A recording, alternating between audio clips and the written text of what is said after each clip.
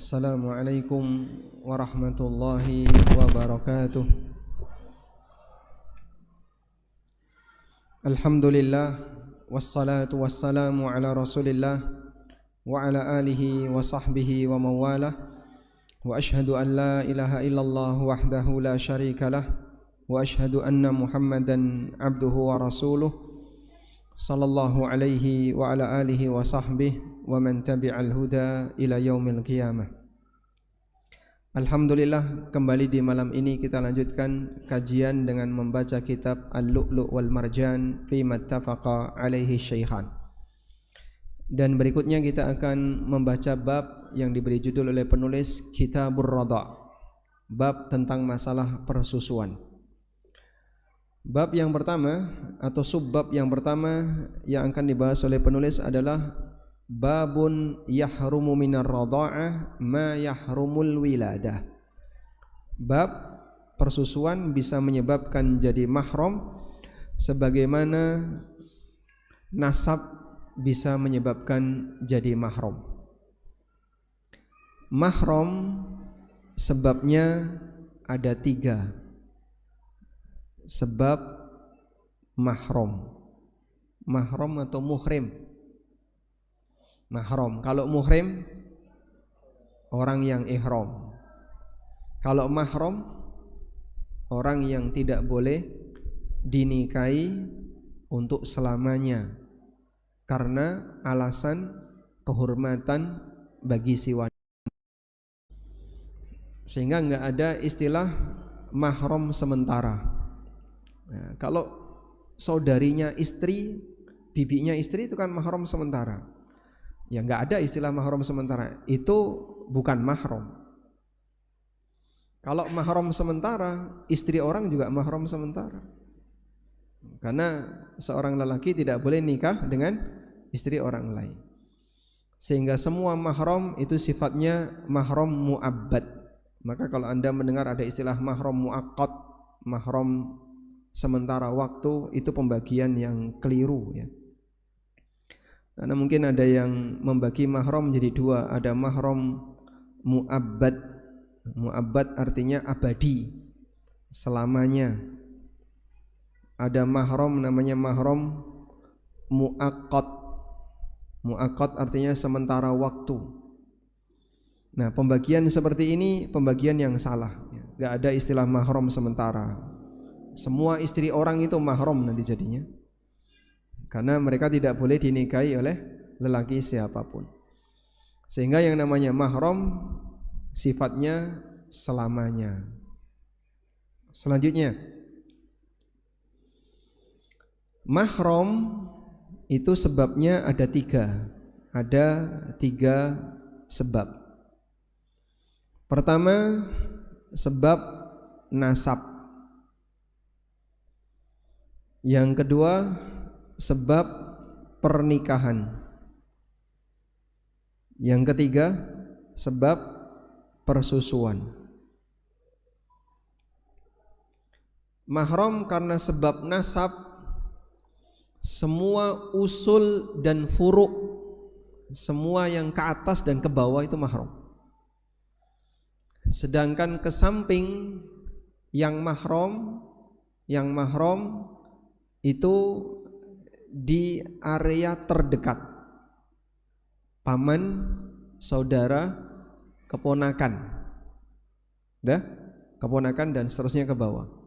Sepupu sudah bukan mahram, karena posisi sepupu sudah jauh. Selanjutnya, untuk pernikahan, mahram pernikahan hanya 2, menantu, atau ada 3 ya. Mahram karena pernikahan ada 3. Menantu, mertua, satu lagi tiri. Bisa bapak tiri, anak tiri. Itu mahram. Kemudian mahram karena persusuan. Mahram karena persusuan ini jumlahnya sama seperti mahram karena nasab. Sebagaimana dalam pernyataan tadi, yahrumu minar radha'ah ma yahrumu minal wiladah. Persusuan bisa menyebabkan mahram sebagaimana nasab atau kelahiran bisa menyebabkan mahram. Nah, dalam Islam kita diajarkan ada ragam hubungan. Ada hubungan mahram, ada hubungan perwalian, ada hubungan warisan. Tiga ini memiliki hukum yang berbeda. Ada mahram tapi dia nggak bisa jadi wali. Contohnya bapak persusuan. Seorang wanita pernah menyusu kepada ibu A. Suaminya ibu A ini jadinya apa? Mahram dengan wanita ini. Sehingga lelaki ini punya anak persusuan. Tapi dia nggak bisa jadi wali. Jadi misalnya A, B punya anak C. C ini laki-laki. Kemudian X dan Y punya anak D, ini perempuan. D disusui oleh B. Maka apa hubungan antara A dengan D? Anak persusuan. Apa hubungan C dengan D? Saudara persusuan. Tapi A tidak bisa jadi walinya D. Sehingga kalau bapaknya tidak ada, paman tidak ada, banyak yang tidak ada, A nggak bisa maju jadi wali, maka nanti perwalian diserahkan kepada hakim. Ada wali tapi bukan mahram. Contohnya hakim. Kemudian sepupu itu bisa jadi wali, tapi dia bukan mahram. Ada orang yang bisa dapat warisan tapi nggak bisa jadi wali. Contohnya siapa? Bisa dapat warisan tapi nggak bisa jadi wali. Sepupu bisa dapat jadi wali. Contohnya budak. Jadi maulah atau mu'tik, orang yang membebaskan budak, ini bisa dapat warisan dari budaknya yang telah dibebaskan. Tapi dia tidak bisa jadi wali, nanti walinya diserahkan ke hakim. Ada dapat warisan tapi bukan mahram. Contohnya sepupu. Nah, kenali tiga ragam hubungan ini ya, agar jangan sampai kita keliru. Ketika seseorang melakukan zina, ngerusak tiga ini. Mahram rusak, perwalian rusak, warisan rusak. Gara-gara satu perbuatan zina. Makanya zina ini dosa yang pelakunya dimusnahkan dari muka bumi, dihukum mati dengan cara dirajam, karena efeknya besar. Nanti banyak yang dirusak gara-gara zina. Baik, selanjutnya kita akan beralih ke masalah hukum persusuan.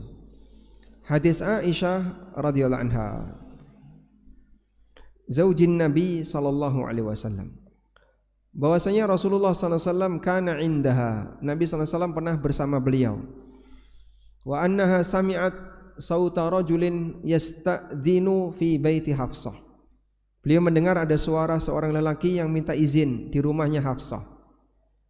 Qalat Aisyah mengatakan, faqultu ya Rasulullah, urahu fulanan li ammi Hafsah minar radha'ah. Ya Rasulullah, yang saya tahu fulan lelaki itu adalah pamannya Hafsah sepersusuan. Paman sepersusuan itu gimana? Ada saudara sepersusuan, ada bapak sepersusuan, ada paman sepersusuan. A dan B punya anak C, laki-laki. X dan Y menikah, punya anak D, perempuan. D disusui oleh B, itu Anda tinggal pindahkan saja D ke sini. Jadi pindahkan D di sini. Sehingga B ini seperti anak bayangan DB. Perempuan ya. Ya. Jadi dia seperti A, anaknya A dan B. A ini punya saudara. B juga punya saudara. Ini punya ortu, ini punya ortu. Nah, banyak sekali jadinya. Maka D punya paman susu, bibik susu, mbah susu, nyai susu. Lengkap. Dia seperti dipindah. Nah, sekarang X dan Y juga punya anak yang lain. Z, perempuan juga. Nah, pertanyaannya, apa hubungan C dengan Z?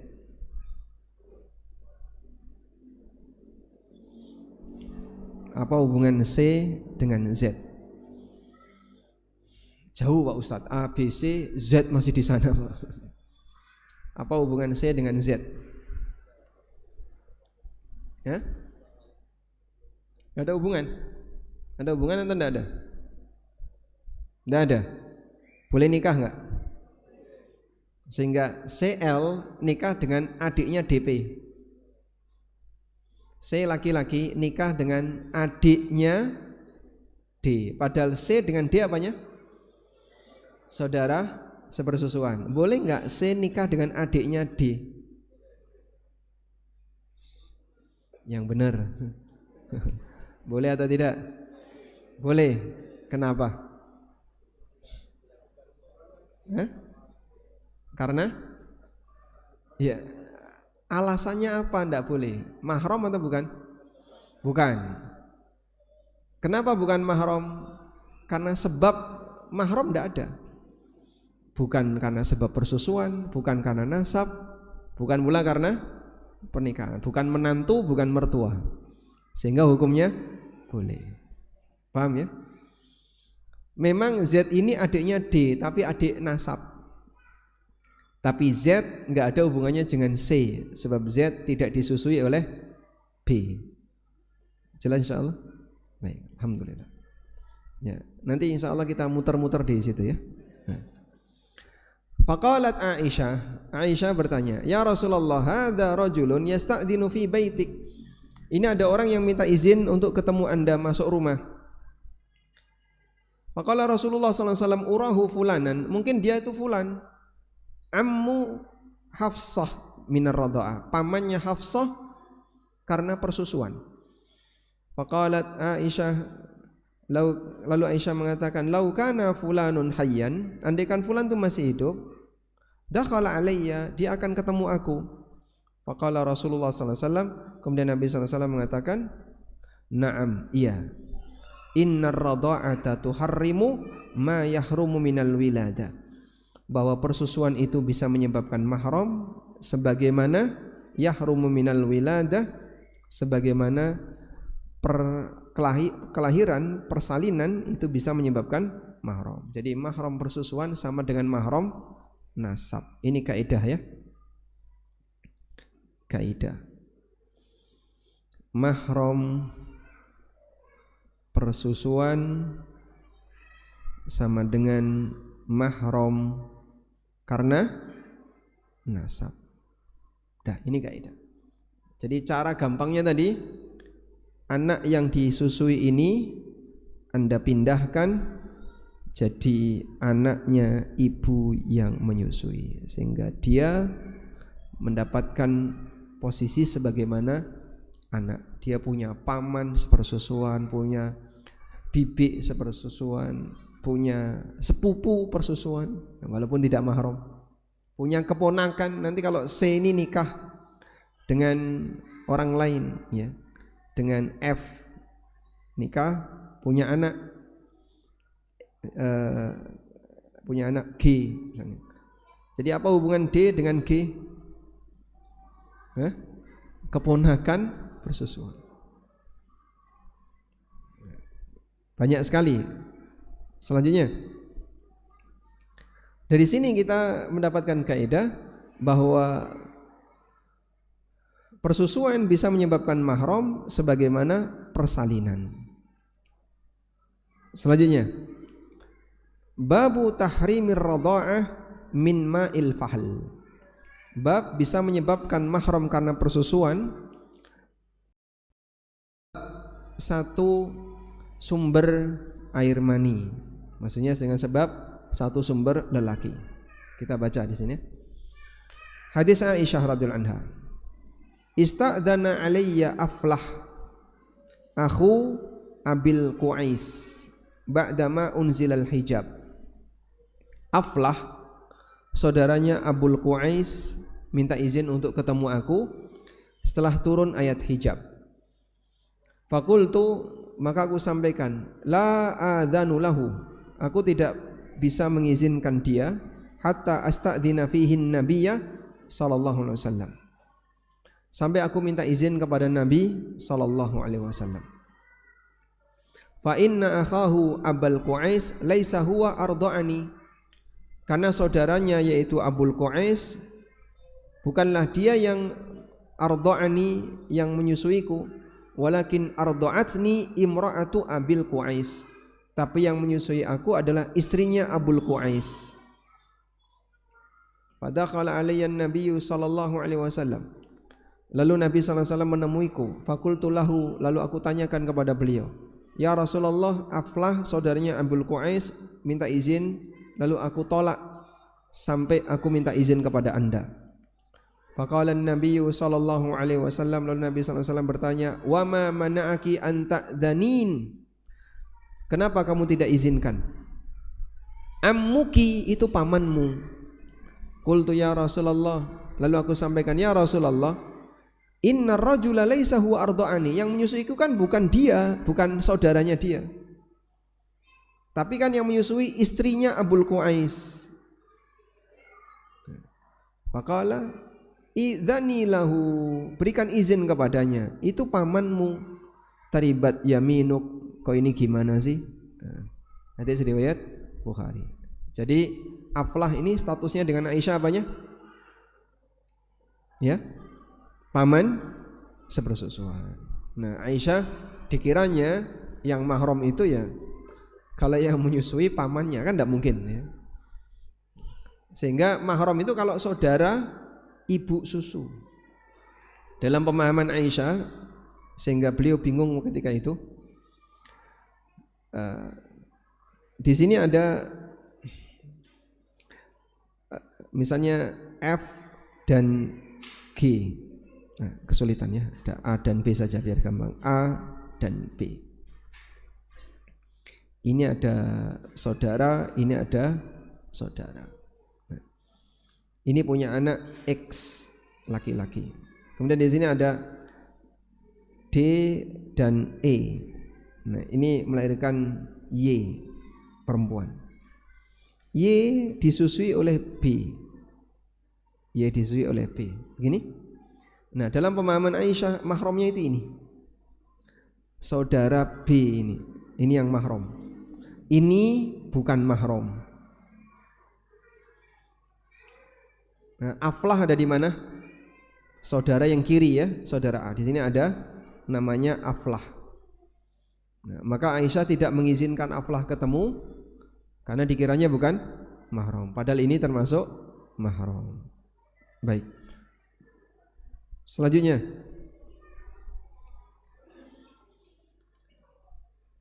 hadis dari Aisyah radhiyallahu anha. Qalat, beliau bercerita, ista'dzana alayya Aflah. Aflah minta izin untuk ketemu aku. Falam adzan lahu, aku tidak mengizinkannya. Faqala, kemudian Aflah mengatakan, atah tajibina minni, apakah kamu akan berhijab, tidak menampakkan diri kepadaku, wa ana ammuk, padahal aku pamanmu. Faqultu, lalu aku tanya, kaifa dzalik, kok bisa kamu pamanku? Qala arda'atki imra'atu akhi bila bani akhi, engkau disusui oleh istri dari saudaraku. Faqalat sa'altu an dzalika Rasulullah sallallahu alaihi wasallam. Maka aku pun menanyakan hal itu kepada Rasulullah sallallahu alaihi wasallam. Faqala, lalu Nabi sallallahu alaihi wasallam mengatakan, sadaqa Aflah idzanni lahu. Aflah benar, izinkan dia. Nah, di sini ada satu kalimat bila bani akhi, dengan susu saudaraku. Aflah dengan Abul Qais. Apanya tadi? Saudara. Abul Qais nikah dengan seorang wanita. Baik. Kapan wanita ini bisa menyusui? Ketika dia punya anak. Sehingga saat dia punya anak, dia bisa menyusui. Dengan sebab apa? Hubungan badan dengan suaminya. Maka wanita bisa menyusui karena pengaruh laki-laki, bukan dengan sendirinya. Perawan nggak pernah nikah, nggak pernah kawin, nggak pernah punya anak, bisa nggak kemudian muncul ASI? Dokter mana dokter? Bisa? Nggak bisa ya? Nggak bisa. Nah, sehingga ketika dia tidak bisa menyusui kecuali ketika ada lelaki yang mengawininya, maka Abul Qais atau Aflah tadi mengatakan bila bani akhi, dengan susu saudaraku. Laki kan nggak punya susu, tapi ketika dia menikahi wanita, wanita itu bisa menyusui. Nah, sekarang lihat ini ya. A nikah dengan B, terlahirlah anak C, laki-laki. Terus dia nikah lagi dengan D, melahirkan anak, ini kurang geser ya. Ini C, laki-laki, ini melahirkan F, perempuan. Pertanyaannya, apa hubungan F dan C? Saudara sebapak. Ini A kan suami, ini istri satu, ini istri dua. Udah? X dan Y menikah, punya anak Z, perempuan. Udah?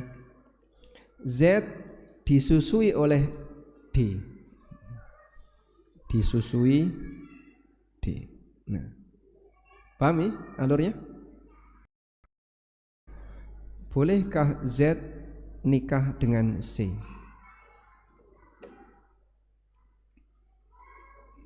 Ya?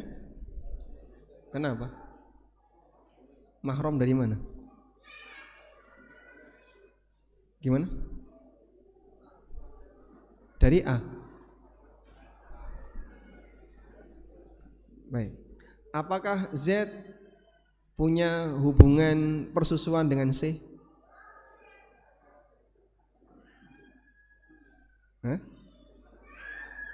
Apakah Z punya hubungan dengan C? Saudara sepersusuan atau tidak? Kalau Z dengan F, saudara sepersusuan ya. Ya sudah, F ini saya ganti laki-laki aja. Z nikah dengan F boleh nggak? Kenapa? Saudara sepersusuan. Sebab dia disusui oleh D, gitu kan? Z dengan C hubungannya apa? Saudara sebapak? Bukan. Kan bukan saudara sebapak.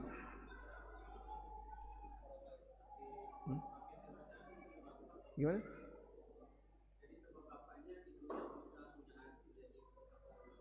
Jadi sama bapaknya, maka B jadi punya ASI. Tapi kan yang dipakai ASInya D, bukan ASInya B. Jadi C dengan Z ini boleh nikah atau tidak? Boleh? Tidak. Terjadi khilaf ya. Daripada ragu, kasih tahu sebaiknya kamu jangan nikah. Bahaya. Harus kadung tresno iki. Terus gimana? Boleh? Kok boleh? Kenapa? Asinya tidak langsung. Boleh nggak? Baik. Ini yang pernah difatwakan oleh Ibnu Abbas. Al-liqah wahid. Pejantannya satu. Ya. Al-liqah wahid. Lelakinya kan satu. Dengan sebab A, B bisa punya ASI. Sehingga memang C tidak punya hubungan persusuan langsung, tapi ada yang disebut dengan labanur rajul, susu lelaki. Susu lelaki inilah yang menyebabkan wanita tadi bisa punya ASI.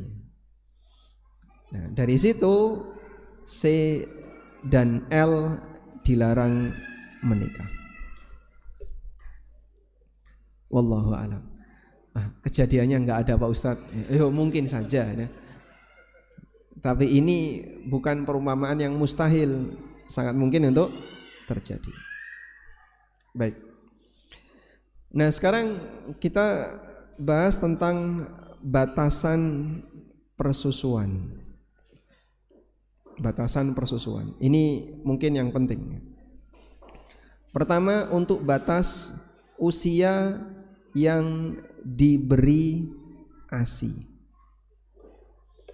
Mengenai usia yang diberi ASI, para ulama mengatakan bahwa batas persusuan adalah ketika dia berada di usia kurang dari 2 tahun menurut pendapat jumhur. Ar-radha alladhi yathbutu bihi tahrim ma kana fil haulain. Persusuan yang bisa menyebabkan mahram adalah persusuan di usia maksimal 2 tahun. Wa huwa madhabul jumhur, dan ini pendapat jumhur ulama. Malikiyah, Syafi'iyah, Hambali, pendapat Abu Yusuf Muhammad bin Hasan Asy-Syaibani, wa huwa qaulu ba'di salaf, dan pendapat sebagian ulama salaf. Ibnu Abdul Bar menyebutkan, Abu Yusuf Muhammad bin Hasan Asy-Syaibani, Sufyan Ats-Tsauri, Hasan bin Hayy Asy-Syafi'i mengatakan yang bisa menyebabkan mahram adalah makana fil haulain, selama usianya belum genap 2 tahun. Dan tidak bisa jadi mahram untuk bayi yang usianya setelah itu. Wala yu'tabarul fisal, dan tidak menggunakan acuan disapih. Innama yu'tabarul waqt, yang jadi acuan adalah waktu. Bayi disapih 1 tahun, setelah itu diberi ASI oleh orang lain, bisa jadi mahram enggak? Sudah, walaupun dia sudah pernah disapih. Qala Ahmad wa Ishaq, kata Imam Ahmad dan Ishaq bin Rahuya, Abu Thawr, tidak ada hukum persusuan setelah lebih dari 2 tahun. Dan ini salah satu pendapat Al-Auza'i. Baik. Dan ada pendapat yang kedua yang mengatakan persusuan ketika sudah dewasa, di mana pendapat yang kedua ini boleh menyusui kalau sudah dewasa. Nah, gimana Pak, wis gede kok disusui? Ya, bukan kemudian dia didekep, bukan ya, tapi dikasih botol, diperas, kemudian dikasihkan dalam bentuk botol. Dan ini pendapatnya Aisyah. Sehingga dulu anak SD kelas berapa? Kelas 5. Nah, itu bisa dijadikan mahram dengan cara dia dikasih ASI oleh wanita yang lain. Doyan enggak? Kok guyu? Maka Aisyah dulu radhiyallahu anha, kalau ada anak yang pinter cerdas, dicarikan ASI saudaranya. Saudaranya siapa Pak? Hafsah atau siapa? Dia punya saudara laki-laki, punya istri. Nah, istrinya saudara laki-lakinya itu dimintakan ASI-nya, dikasihkan. Biar nanti jadi mahramnya Aisyah. Jadi bibiknya, bibik mahram, bibik persusuan. Ya. Dan dalil beliau adalah peristiwa yang dialami oleh Salim Maula Abi Hudzaifah. Salim ini dirawat oleh Abu Hudzaifah. dari kecil sampai ketika Salim ini gede, interaksinya satu keluarga. Akhirnya sering ketemu istrinya nggak pakai hijab, padahal itu bukan anak kandung. Padahal istrinya tidak bisa menyusui. Maka menyusui Salim. Maka kemudian Nabi SAW ngasih solusi, berikan ASI dari istrimu, jadilah anak persusuan. Padahal Salim sudah gede. Namun jumhur mengatakan pendapat ini hanya khusus untuk Salim. Jadi di sini kita tulis usia minimal tadi maksimal 2 tahun. Nah, ini pendapat jumhur ulama. Ada pertanyaan, suami minum susu istrinya, ya enggak jadi mahram. Sehingga di posisi ini tidak ada kemahraman ketika usianya sudah lebih dari 2 tahun. Baik. Yang kedua, batas jumlah. Berapa jumlah persusuan yang bisa menyebabkan mahram? Nah, jumlah persusuan yang bisa menyebabkan mahram adalah 5 kali persusuan. 5 sesi persusuan, bukan 5 sedotan ya. Bayi menyusu 1 sesi itu berapa sedotan? Ya, tergantung Pak, nek ora diitik-itik ya suwe. Sehingga kalau dia misalnya 5 menit merem tidur atau 10 menit menyusu terus tidur. Nah, itulah 1 sesi persusuan.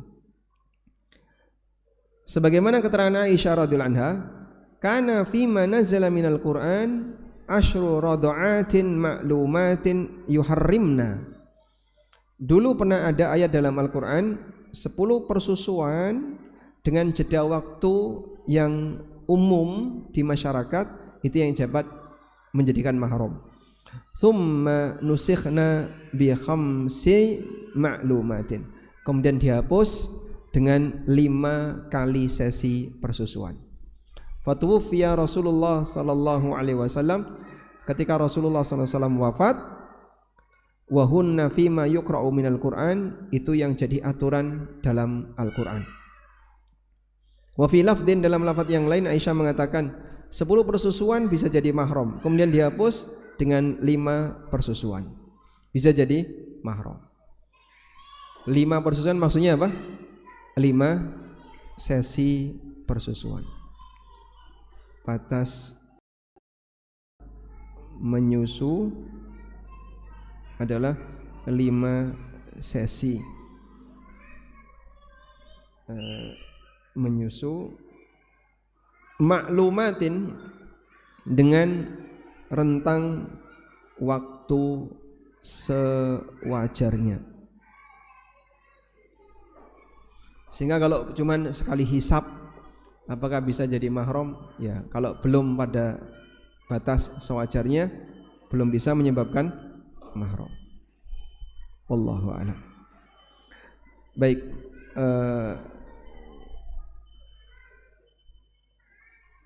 cukup ya, di sini nggak ada yang lain. Baik, mungkin itu yang bisa kita sampaikan. Semoga apa yang kita bahas ini bermanfaat, dan ini semuanya sudah kita baca.